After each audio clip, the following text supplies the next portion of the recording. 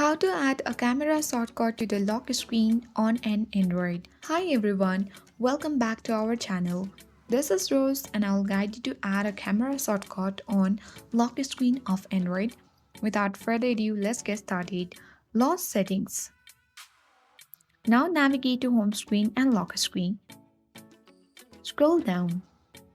Under lock screen, select lock screen shortcut. And at the top, you can easily see the preview of lock screen on my Realme Narzo Android device.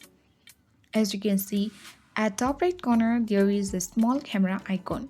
That means automatically there is a built-in feature on my Android phone where the camera shortcut has already been added to the lock screen. In case if there is no any shortcuts on yours, you can easily navigate down to wallpapers and style on your screen of setting, and then there you will see lock screen on the left. You can tap on it and tap plus icon on the side where you want to add the shortcut. From the list you can select camera and then tap down in top right to save your changes. Now you can easily go to your lock screen and test it out. Just swipe the camera icon and your camera open instantly, no unlocking needed. That's it.